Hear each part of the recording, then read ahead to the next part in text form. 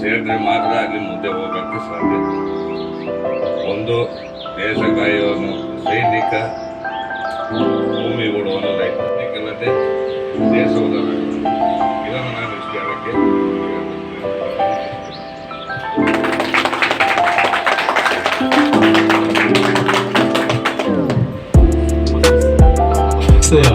ಒಂದು ಕೌನ್ಸಿಲರ್ ಆಗಿ, ಯೋಗ ಥೆರಪಿಸ್ಟ್ ಆಗಿ, ಯೋಗ ಟೀಚರ್ ಆಗಿ, ಹಾಗೆ ನಮ್ಮ ಎಲ್ಲ ಕಾರ್ಯಕ್ರಮಗಳಿಗೆ ಭರಪೂರ ಒಂದು ಸಲಹೆಗಳನ್ನು ಕೊಡತಕ್ಕಂಥ ನಮ್ಮ ಅಮೃತ್ ಮೇಡಮ್ ಅವ್ರನ್ನ, ಅಮೃತ್ ರಾಕ್ಷಸ್ ಮೇಡಮ್ ಅವ್ರನ್ನ ಇವತ್ತು ಒಂದೆರಡು ಮಾತುಗಳನ್ನ ಆಡಬೇಕು ಅಂತ ವಿನಂತಿ ಮಾಡ್ಬೋದು.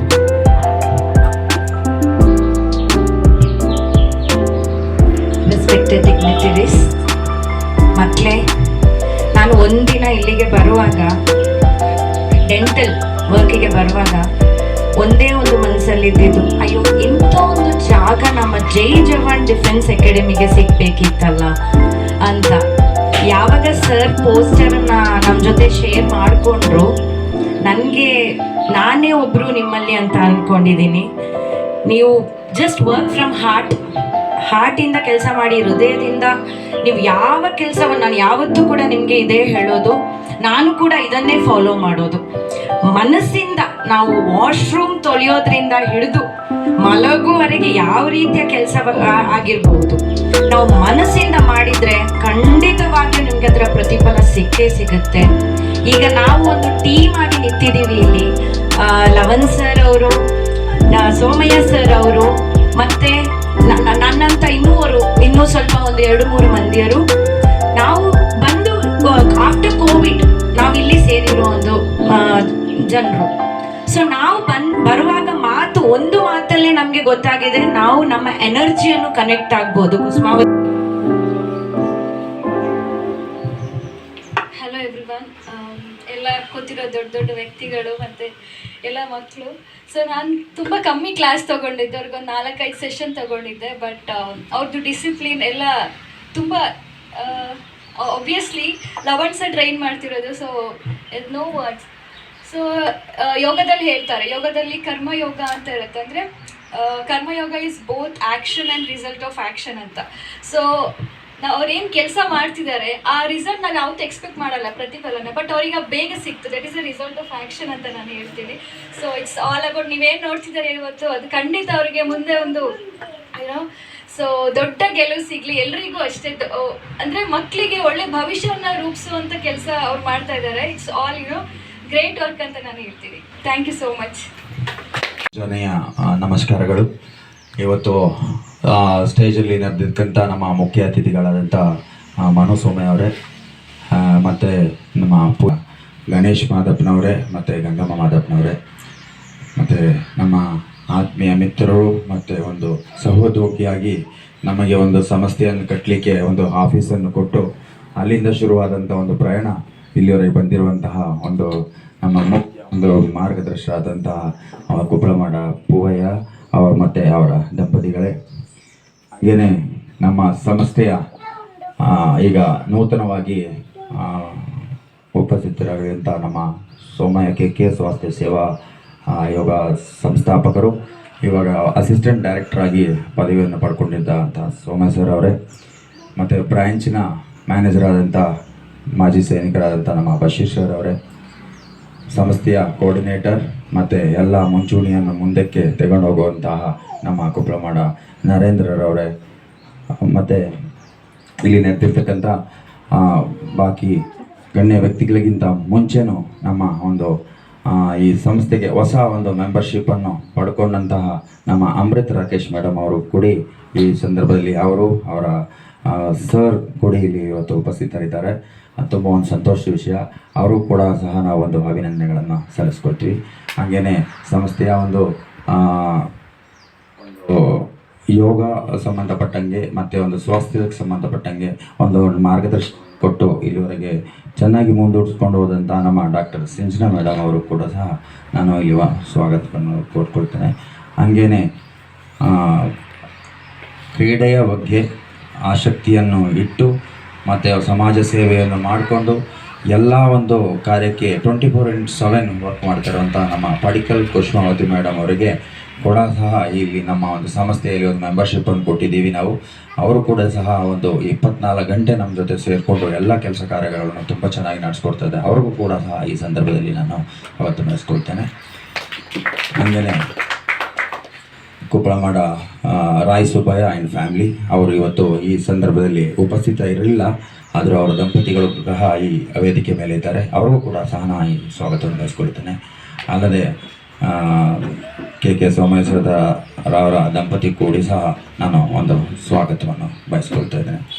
ಹಾಗೆಯೇ ಮುಂದಿನ ದಿನಗಳಲ್ಲಿ ಈ ಒಂದು ಗರ್ಲ್ಸ್ ಹಾಸ್ಟೆಲ್ನ ಚೆನ್ನಾಗಿ ಒಂದು ನಡೆಸ್ಕೊಂಡು ಸೆಕ್ಯೂರಿಟಿ ಸಿಸ್ಟಮ್, ಮಕ್ಕಳಿಗೆ ಒಂದು ಊಟ ವ್ಯವಸ್ಥೆ, ಉಪಚಾರಗಳೆಲ್ಲವನ್ನು ನೋಡಿಕೊಂಡು ಅವ್ರನ್ನ ಒಂದು ಸಿಸ್ಟಮೆಟಿಕ್ ಆಗಿ ಕಾಲೇಜಿಗೆ ಕಳಿಸೋದಾಗಲಿ, ಟ್ರೈನಿಂಗ್ನ ವಾಪಸ್ಸು ಅಟೆಂಡ್ ಮಾಡೋದಾಗಲಿ, ಇದೆಲ್ಲವನ್ನು ಒಂದು ಚೆಕ್ ಬ್ಯಾಕ್ ಮಾಡ್ಕೊಂಡು ನೋಡಿಕೊಂಡು ಪೇರೆಂಟ್ಸ್ ಜೊತೆನೂ ಕೂಡಿ ಒಂದು ಅನ್ಯೋನ್ಯ ಪ್ರೀತಿಯಿಂದ ಇರುವಂಥ ಒಂದು ವ್ಯವಸ್ಥೆಗೋಸ್ಕರ ನೂತನವಾಗಿ ಒಂದು ಅಪಾಯಿಂಟ್ಮೆಂಟ್ ಆಗಿರುವಂಥ ನಮ್ಮ ಧನಲಕ್ಷ್ಮಿ ಮೇಡಮ್ ಅವರು ಕೂಡ ಈ ಸಮಯದಲ್ಲಿ ಸ್ವಾಗತವನ್ನು ಬಯಸ್ಕೊಳ್ತಾ ಇದ್ದೀನಿ. ಹಾಗೆಯೇ ಕೊನೆಯದಾಗಿ ನಿನ್ನೆ ಹಾಗೆ ಫಸ್ಟ್ ಅಂದರೆ ನಾವು ಆಗಲೇ ಅಡ್ಮಿಷನ್ ಆಗಿದ್ದಾರೆ ಹೆಣ್ಮಕ್ಳು ಸುಮಾರು, ನಮ್ಮ ಟ್ರೈನಿಂಗ್ ಮೊತ್ತವಾಗಿಯೂ ತುಂಬ ಹೆಣ್ಮಕ್ಳಾಗಿದ್ದಾರೆ.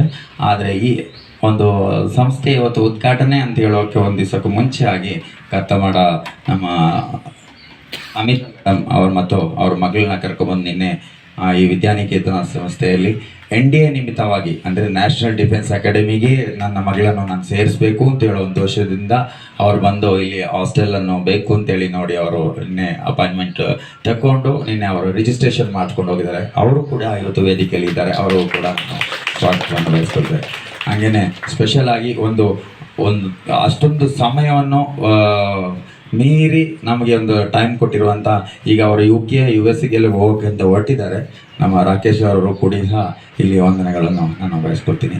ಹಾಗೆ ನಮ್ಮ ಮಾಧ್ಯಮದ ಮಿತ್ರರಾದಂಥ ಕೊಡಗು ಧ್ವನಿ ಆದಂಥ ಸಂಸ್ಥಾಪಕರು ನಮ್ಮ ಜಗದೀಶ್ ಸರ್ ಅವ್ರಿಗೂ ಹಾಗೂ ಜನಹಿತ ಮೀಡಿಯಾದ ನಮ್ಮ ಸತೀಶ್ ಸರ್ ಅವರಿಗೂ ಕೂಡ ಈ ಸಮಯದಲ್ಲಿ ನಾನು ವಂದನೆಗಳನ್ನು ಸಲ್ಲಿಸ್ಕೊಳ್ತೇನೆ. ಅಲ್ಲದೆ ಇಲ್ಲಿ ನಡೆದಿರ್ತಕ್ಕಂಥ ಎಲ್ಲ ಸ್ಟೂಡೆಂಟ್ಸು ಬೆಳಗಿಂದ ಆದಷ್ಟು ನೀವು ತುಂಬ ಸಮಯದಿಂದ ಇಲ್ಲಿ ವ್ಯರ್ಥ ಮಾಡಿದ್ದೀರಾ. ಹೊಟ್ಟೆ ತುಂಬಿದೆಯೋ ತುಂಬಿಲ್ವೋ ಅಂತ ನನಗೆ ಗೊತ್ತಿಲ್ಲ, ಆಮೇಲೆ ನಾವು ತುಂಬಿಸುವ ವ್ಯವಸ್ಥೆಯನ್ನು ಮಾಡುವ. ಸೊ ನಿಮಗೂ ಕೂಡ ಸಹ ತುಂಬ ದಿವಸದಿಂದ ದಿನ ರಾತ್ರಿಯಿಂದ ನೀವು ಕೂಡ ಹೆಲ್ಪ್ ಮಾಡಿದ್ದೀರಾ.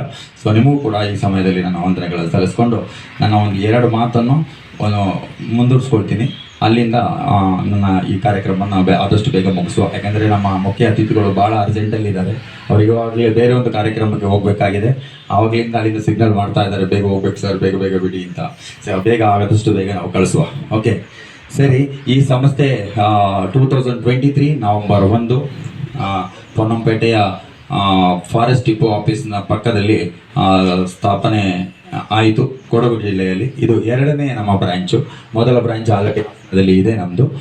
ಇದರದೊಂದು ಬ್ರ್ಯಾಂಚ್ ಜೊತೆ ನಮ್ಮ ಒಂದು ಬಾಲಕಿಯರಿಗೆ ಒಂದು ವಸತಿ ನಿಲಯ ಅಂತ ಹೇಳೋದು ನಮ್ಮ ಹತ್ರ ಒಂದು ಸೌಲಭ್ಯ ಇರಲಿಲ್ಲ. ಯಾಕೆಂದರೆ ಅಲ್ಲಿ ಒಂದು ಜಾಗದಲ್ಲಿ ಆಲ್ರೆಡಿ ಇವಾಗಲೇ ಇದೆ.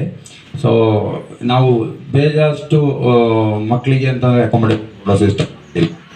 ಓನ್ಲಿ ಒಂದು ಸಫಿಷಿಯೆಂಟಾಗಿ ಮಕ್ಕಳಿಗೆ ಒಂದು ನಮ್ಮ ವ್ಯವಸ್ಥೆ ಏನಿದೆ ಆ ವ್ಯವಸ್ಥೆಯನ್ನು ಪೂರ್ಣವಾಗಿ ಒಂದು ತಗೊಂಡು ಅದರಿಂದ ಮುಂದೆ ಹೋಗುವಂಥ ಒಂದು ವ್ಯವಸ್ಥೆಗಾಗಿ ನಾವು ಮಿನಿಮಮ್ ಒಂದು ಸ್ಟ್ರೆಂತಿಗೆ ಮಾತ್ರ ಕೊಟ್ಟಿದ್ದೀವಿ. ಬಾಯ್ಸಿಗೆ ಒಂದು 12 ಮೆಂಬರ್ಸ್ ಆ್ಯಂಡ್ ಗರ್ಲ್ಸಿಗೆ ಒಂದು 24 ಸೀಟ್ಸ್. ಇಷ್ಟೇ ನಮ್ಮ ಒಂದು ಅವೈಲೇಬಿಲಿಟಿ ಇರೋದು.